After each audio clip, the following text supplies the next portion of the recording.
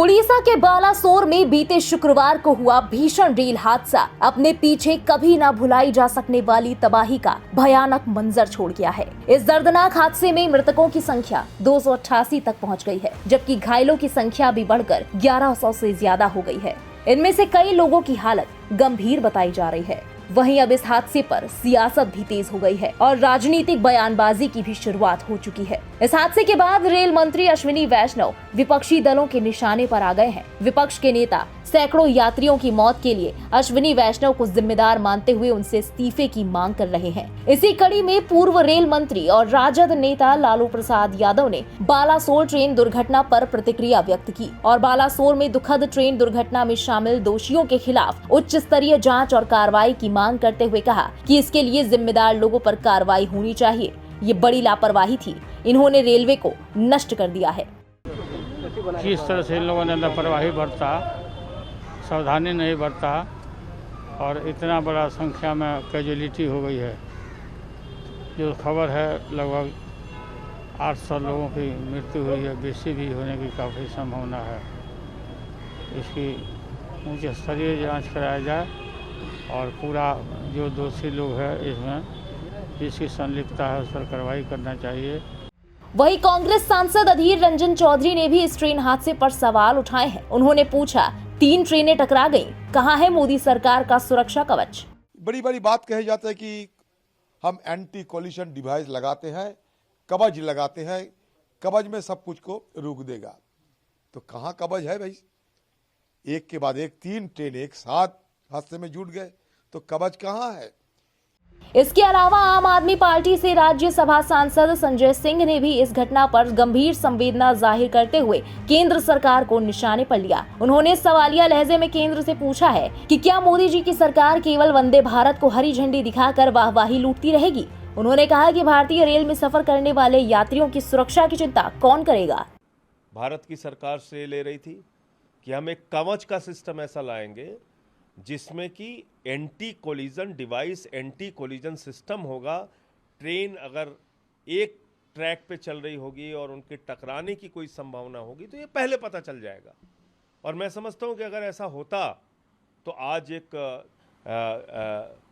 पूरे देश के अंदर सुरक्षा की दृष्टि से हम लोग पूरी तरीके से आश्वस्त रहते कि भाई कोई ऐसी रेल दुर्घटना नहीं हो सकी। यहाँ तो 3 ट्रेनें टकराई। वहीं कांग्रेस नेता दिग्विजय सिंह ने भी अश्विनी वैष्णव पर निशाना साधते हुए पूर्व रेल मंत्री लाल बहादुर शास्त्री का उदाहरण दिया। दिग्विजय सिंह ने ओडिशा रेल हादसे के मद्देनजर रेल मंत्री अश्विनी वैष्णव से इस्तीफे की मांग की है। एक रेल हादसे में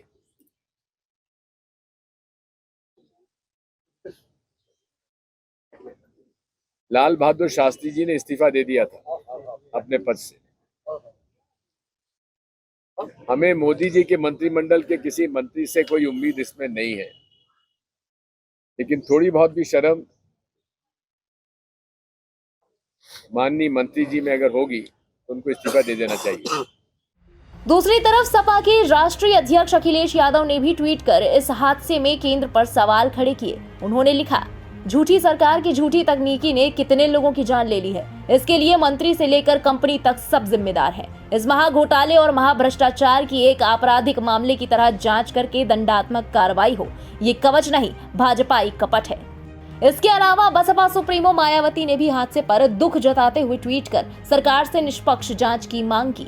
उन्होंने लिखा, केंद्र सरकार इस भीषण दुर्घटना को पूरी गंभीरता से लेते हुए इसकी तत्काल उच्च स्तरीय समयबद्ध जांच कराने के साथ ही सभी मृतक के परिवारों को शीघ्र समुचित आर्थिक सहायता देने तथा घायलों के लिए बेहतर इलाज की व्यवस्था करके उनकी जिंदगी बहाल करने में पूरी मदद करे। बीएसपी की ये मांग।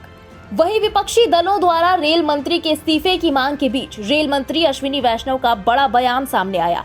उन्होंने कहा कि ये राजनीति करने का समय नहीं है। रेल मंत्री अश्विनी वैष्णव ने कहा कि ओडिशा के बालासोर जिले में 3 ट्रेनों के दुखद हादसे के बाद सभी प्रयासों को बहाली के काम की दिशा में निर्देशित किया गया है। ये वक्त राजनीति का नहीं बल्कि बहाली के काम पर ध्यान देने का समय है। We want full transparency. This is not the time to do politics. This is the time to focus our entire energy. Also demanded your resignation, which is absolutely fine.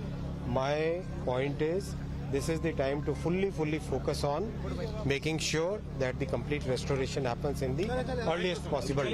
गौरतलब है कि शनिवार को पीएम मोदी भी उड़ीसा के बालासोर में भीषण रेल हादसा होने के बाद घटनास्थल पर पहुंचे थे और रेस्क्यू ऑपरेशन का जायजा लिया था। वहीं अभी की बात करें तो उड़ीसा के बालासोर में हुए भीषण रेल हादसे में अब चारों तरफ लगभग आधे किलोमीटर की दूरी तक बस मलबे का ढेर लगा हुआ है। आलम यह है कि अभी भी इस ट्रैक से ट्रेनों का आना जाना शुरू नहीं हो पाया है। रेस्क्यू ऑपरेशन पूरा होने के बाद पटरियां दुरुस्त करने का काम जोरों पर चल रहा है। वहीं रेल मंत्रालय के मुताबिक 1000 से ज्यादा कर्मी काम में लगे हैं। शीघ्र बहाली के लिए 7 से ज्यादा पोकलेन मशीन, 2 दुर्घटना राहत ट्रेन, 3-4 रेलवे और रोड ट्रेन तैनात हैं। बहरहाल एक तरफ इस दर्दनाक हादसे में घायल हुए लोगों का इलाज जारी है, तो वहीं दूसरी तरफ विपक्ष रेल मंत्री और सरकार को लगातार घेरने में लगा है। ऐसे में देखना होगा कि आने वाले वक्त में इस मामले में राजनीति और क्या नया मोड़ लेती है।